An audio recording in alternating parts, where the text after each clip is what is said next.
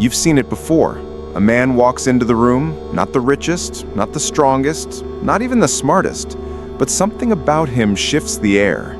Heads turn without anyone being told to.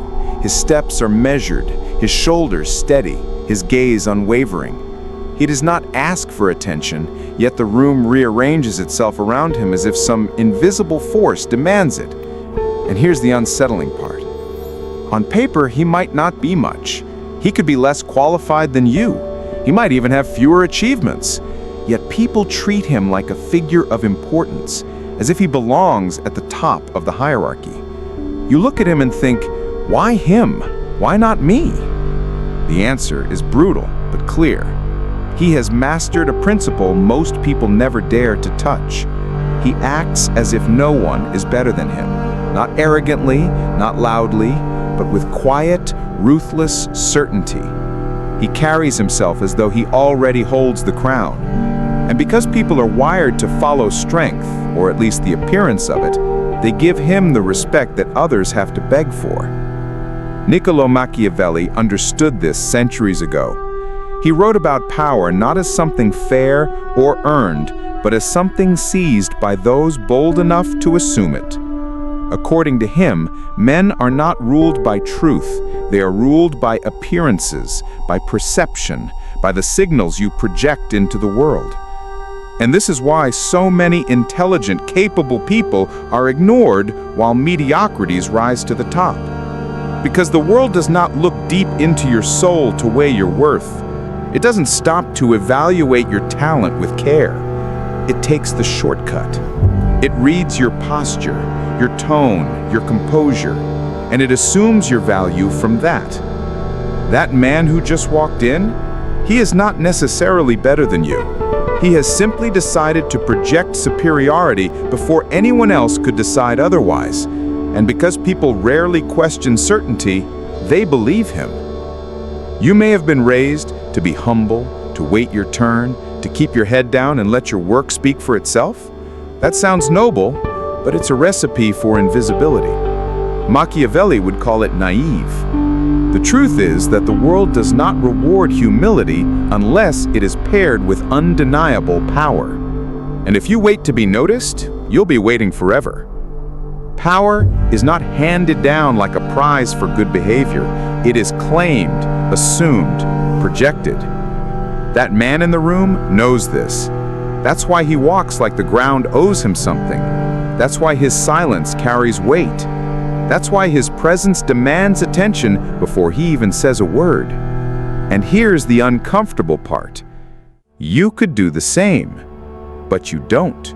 You hesitate, you shrink, you second guess, you tell yourself you'll act confident when you're finally successful, when you've earned the right.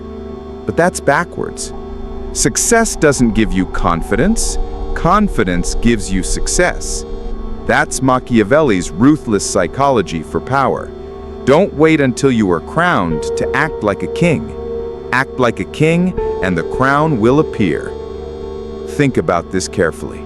How many times have you held back because you thought you weren't ready yet? How many times did you keep quiet in a meeting even though you had the sharper idea? How many times did you wait for someone to notice your hard work, believing that the world would eventually reward you for being good? And what happened? Someone else, with less preparation, less insight, less skill, spoke up first, and everyone nodded, listened, and respected them, while your brilliance stayed locked inside your head. That's the sting, isn't it? Watching mediocrity win simply because it dared to act certain. This is the essence of Machiavelli's lesson. The world does not follow the best, it follows the boldest. People crave certainty, not perfection. They want someone who seems sure of themselves, someone who broadcasts strength, even if that strength is built on nothing but conviction.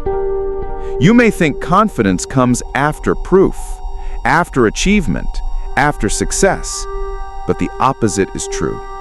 Confidence is the foundation. It's the armor you wear before you step into the fight, not the trophy you receive afterward.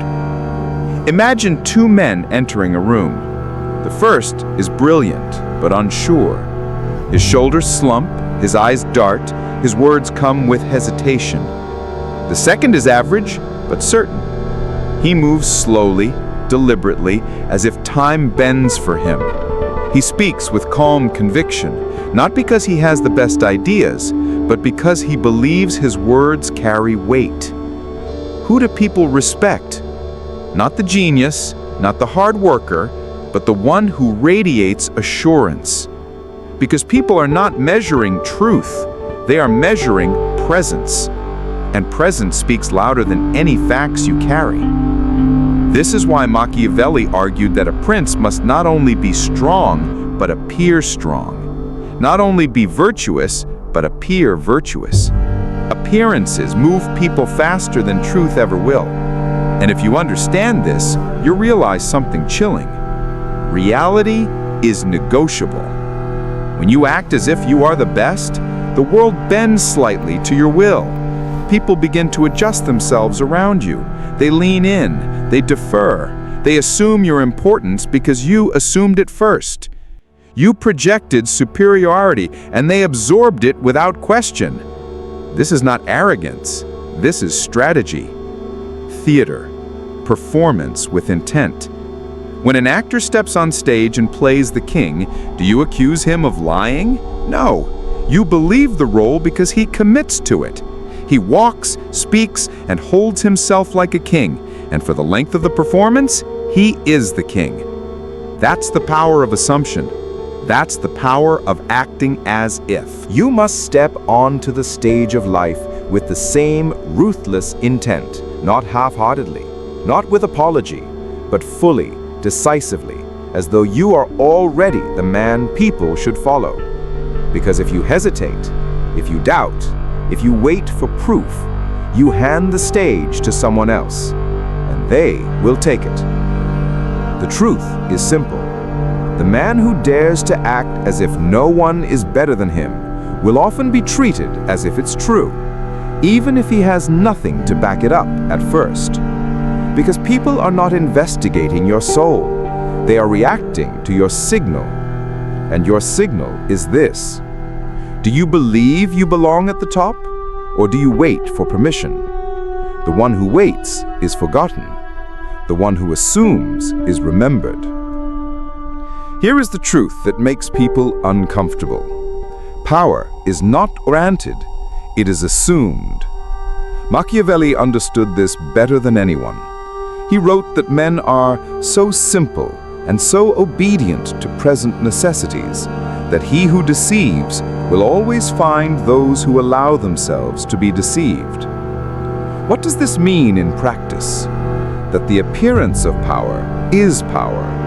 The assumption of greatness is greatness, because people rarely question what looks certain. Think of it this way. The human brain is wired for shortcuts. We don't evaluate everything in detail. We rely on signals, posture, tone, presence, composure. These are the cues we read in a fraction of a second to decide whether someone is a leader or a follower. And once that judgment is made, it's hard to reverse. If you assume superiority, you project it through every movement. How you sit, how you stand, how you enter a room without rushing. People notice. They may not say it aloud, but they register it. This man is important. And here's where Machiavelli's ruthless insight comes in. It doesn't matter if you're actually important yet. If you carry yourself as though you are, people will treat you that way. And being treated that way creates real opportunities. Doors open, respect flows, influence grows. Slowly, the illusion becomes reality. This is why average men with extraordinary certainty often outrank geniuses who hesitate. It's why smooth talkers with shallow ideas dominate conversations while thinkers stay silent. It's not a meritocracy, it's a theater. And in this theater, confidence is the script, certainty the costume, presence the stage lighting. Ask yourself, how often have you waited to prove yourself before claiming your role? How many times have you thought, I'll speak when I'm ready.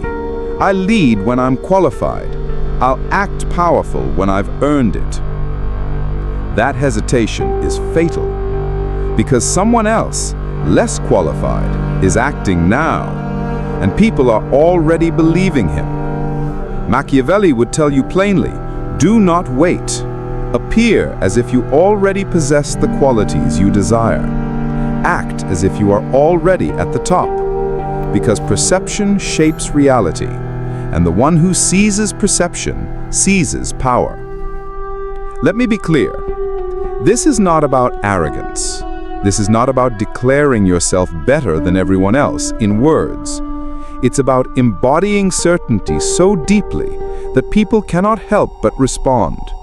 It's about walking with calm dominance, speaking with deliberate weight, holding silence with confidence, and broadcasting superiority without ever needing to say it. The man who assumes power does not shout. He does not beg. He does not explain. He simply is. And because people are conditioned to follow strength, they fall in line, even if that strength is an act at first. And here lies the paradox. What begins as an act becomes truth. What starts as performance becomes identity. When you repeatedly project confidence, your body adapts. Your voice steadies. Your mind adjusts. Eventually, you are no longer pretending. You are becoming. This is Machiavelli's ruthless psychology. Don't wait for power to be offered. Assume it until it becomes yours. Before you ever open your mouth, people have already judged you. It happens instantly. A glance, a posture, a pause, and the room has already decided where you belong in its hierarchy. This isn't cruelty, it's instinct. Humans are wired to detect dominance and submission in subtle ways, the same way animals sense who leads and who follows. Your presence speaks before your words do. And if your presence whispers uncertainty, then your words, no matter how brilliant, arrive already discounted. Think of the signals you give off without realizing it. The nervous laugh, the hunched shoulders, the quick darting eyes that never quite hold contact, the habit of speaking too fast, as if you're trying to get your words out before anyone interrupts. These are not small details. They are silent admissions of weakness, and people notice them immediately. Contrast that with the man who sits upright, calm, unhurried, who makes eye contact and does not look away first, who enters a room without rushing, as if time bends to his pace. He could remain silent for 10 minutes, and people would still feel compelled to glance at him, wondering what he might say. That's the difference between invisibility and presence, between waiting to be chosen and assuming you already are. Machiavelli would call this the theater of appearances. Power does not require you to be the strongest or smartest. It requires you to look the part until people accept it as truth. And the easiest way to signal that truth is through silence, posture, and deliberate movement. Understand this. Confidence is not volume. It is not shouting, interrupting, or forcing yourself into every conversation. Real confidence is restraint. It is choosing silence, but pairing it with presence so strong that your silence becomes intriguing, not invisible. When you sit at a table and listen without rushing to speak, but you do so with steady posture and unwavering attention, people begin to lean in. They wonder what you're thinking. They assume your thoughts carry weight.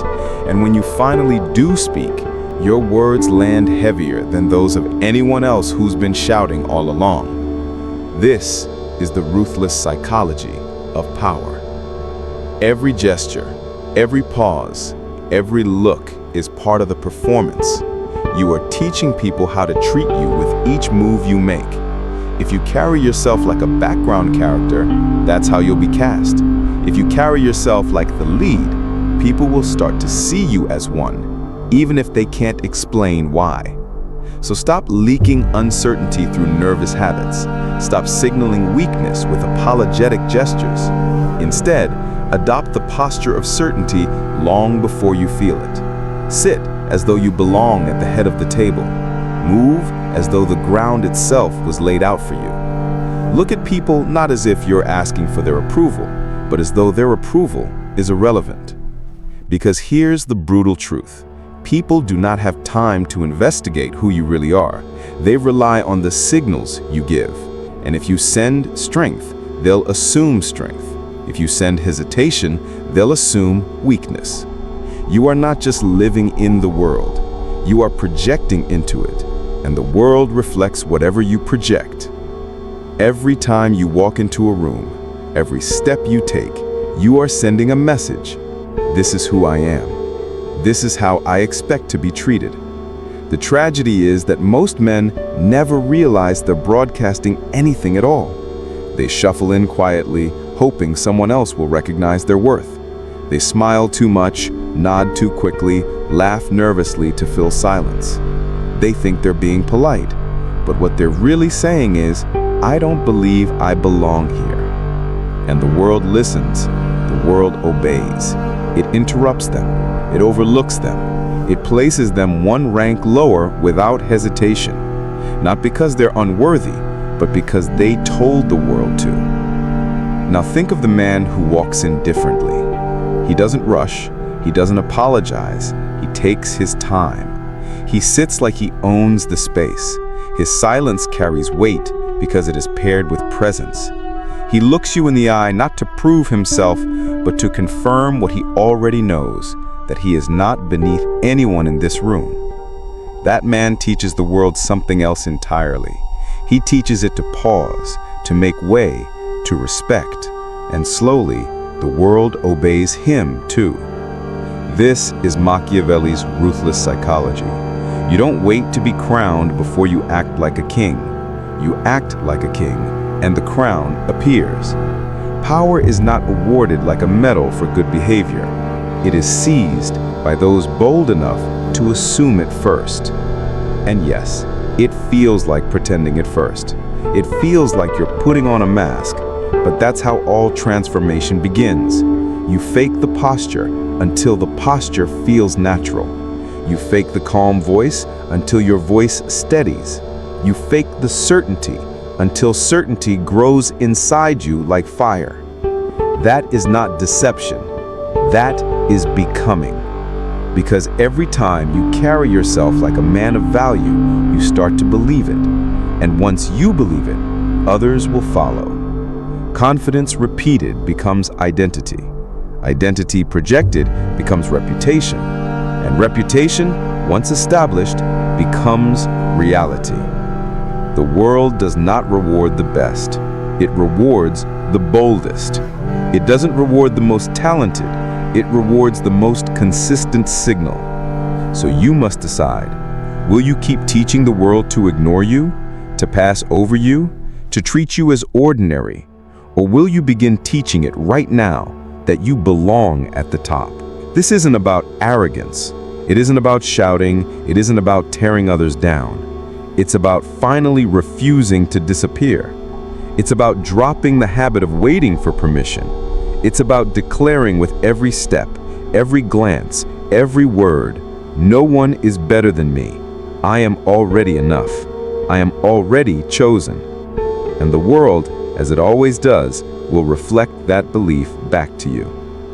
So when this ends, when you step away from the screen and back into your life, remember this. Power is not granted, it is assumed. And the one who assumes it rules. So tell me, when you walk into your next room, who will you be? The man who waits or the man who decides?